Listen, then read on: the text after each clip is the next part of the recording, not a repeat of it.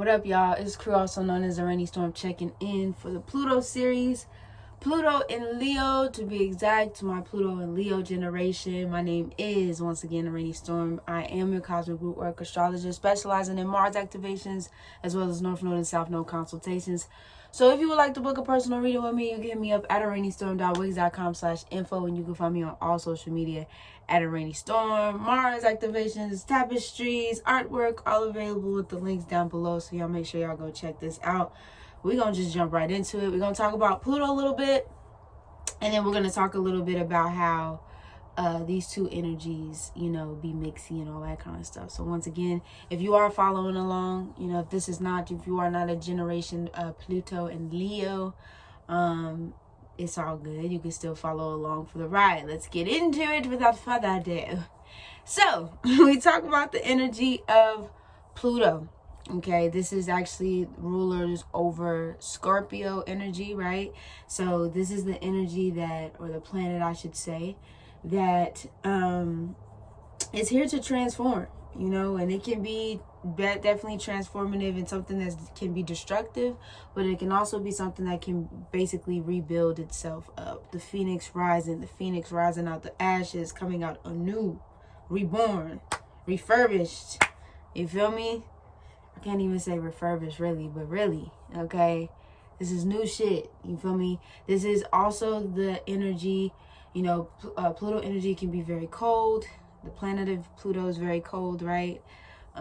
This is very much so can be obsessed with power, because intuitively, Pluto energy knows that it has that source of power. It embodies the source of power.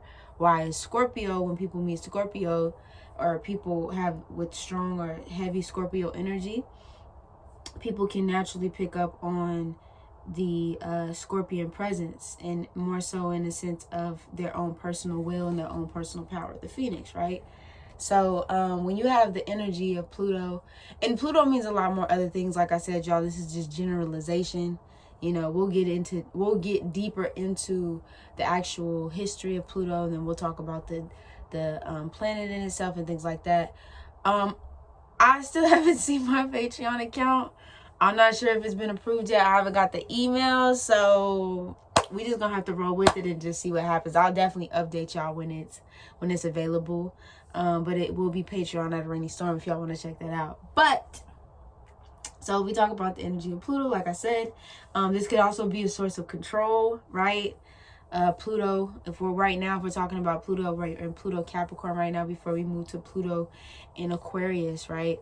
So dark things, hidden things being brought to the surface, right? Because that phoenix rising, going into the ashes, then coming up anew. So things that have been buried over time. When we talk about corruption. Oh, also too, I forgot to mention, it's 1937 to 1956 for Pluto and Leo generation, right? So this is the energy. Actually, Donald Trump was a part of this.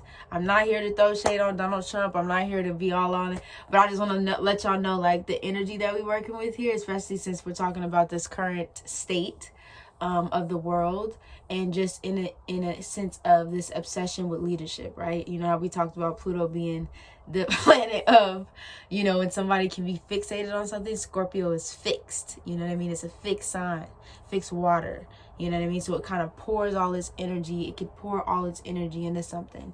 And for Pluto and Leo, this can definitely be somebody who, once again, is obsessed with leadership. Obsessed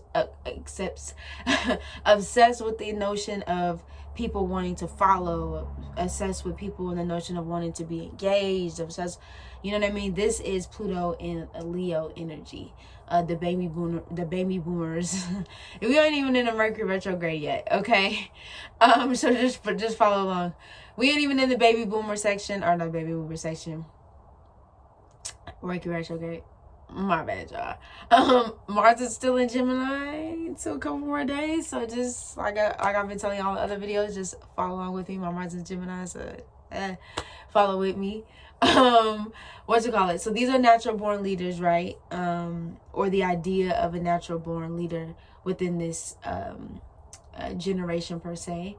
This is also a persistence, because once again, once Pluto gets fixated on something, it will go nonstop. When we talk about Leo, it's very fixed. This is fixed energy as well. So once it gets going on something, it's really hard for it to stop. It's really hard for it to put, you know what I mean? Because it just wants to keep going until whatever it is done, whatever it is finished. And so this can definitely be, like I said, not only obsessive to leadership, but obsessed with getting that thing done, getting the job done. You know, it's very persistent generation, very much so wanting to have that sense of self through power or through position. You know what I mean?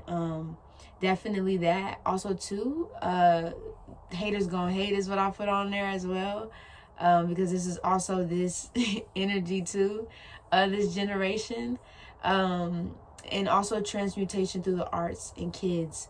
And romance as well. So we're talking about like Leo, the 5th house energy, right? So this would definitely be basically a lot of art coming into play, the creative arts, the way we look at art, the way, or I should say this westernized idea of art and what that means to the world. This is definitely a generation that kind of transformed that within thought. Also, I feel like in this generation too, I mean, I said kids, but really, like, I feel like a lot of people's inner child was very present. I feel like Pluto, like I talk about going beneath the surface, and we talk about the energy of like Scorpio being able, the ability to be able to probe or go beneath the surface. And I feel like sometimes we live in a world where, we live in a world sometimes where we're asked to leave our inner child kind of locked away, right? And I feel like this was a generation that kind of allowed their inner child to kind of roam free, to kind of, it was very much so connected within this generation. I just feel like a lot of people weren't necessarily able, people were able to experience this, but just not in the ways that we, you know, would be, of course, in this generation, right? It's just a different type of expression. I guess what wasn't more so publicized, right? Or since we didn't have, you know, this generation didn't necessarily have social media, this is like more so the arts, local arts and things like that. Yeah. Is there anything else that I want to put? Creativity exceeding societal norms. So people, once again, going beyond this idea of what art should be in this world. People exploring different modalities and things like that. There was a generation of this. And also, very much so the risk-taking generation as well. The ability to not necessarily being worried too much about what the risk is at hand. It just kind of pops up and does it. It's just like, bam, boom, let's do it. Like, bam, boom, let's go for it. You know what I mean? And definitely willing to die behind it. Willing to die behind what it is that they say, what it is that they mean, what it is that we're going to do.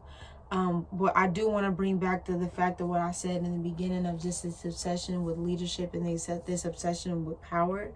Like I said before, Pluto can definitely be this power play energy. You know, just it needs that. You feel me?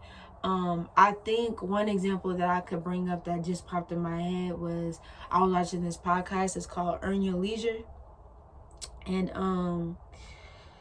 Wall Street Trapper was on this particular episode, and basically he was talking about how, you know, why don't they teach entrepreneurship, which is also that energy as well. Why don't they teach entrepreneurship in schools? You know what I mean? Like, why don't they teach? And so Wall Street Trapper kind of described it as, and it's not word for word at all, but it kind of described it as like the lion, then its ability to hunt, right? Its ability to go out and get what it needs, not only to feed itself, but to feed its family, to feed its village. And because it's at the top of the food chain, he was basically like, well, if the lion was teaching the giraffe how to hunt, you feel me, then the lion was teaching the giraffe how to hunt, then basically something like along the lines of, then there would be no, basically the food would be scarce. In their eyes, it would be scarce because now you have all these other, you know, species of animals out here basically trying to get the same thing you're trying to get. So why not hide that knowledge? You know what I mean? Like, why not make that something that's, you know what I mean? Like, keeping that to yourself, or keeping that information and info to yourself. I don't know why that came up. I definitely recommend too to watch that. This is not a plug, I promise you. I just definitely would recommend if you want to learn about stocks, if you want to learn about business and things like that. I definitely would recommend you watch that podcast, and that particular, I would say, video in itself, because that motherfucker, they broke that shit down to a science. But that's enough. You feel me? I'm gonna wrap this up. We're gonna move into Pluto and Virgo. We're gonna end this week with Pluto and Scorpio. Yeah, y'all. I think we're gonna wrap it in. It's a rainy storm checking out. Without a motherfucking doubt. You already know what it is. Deuces.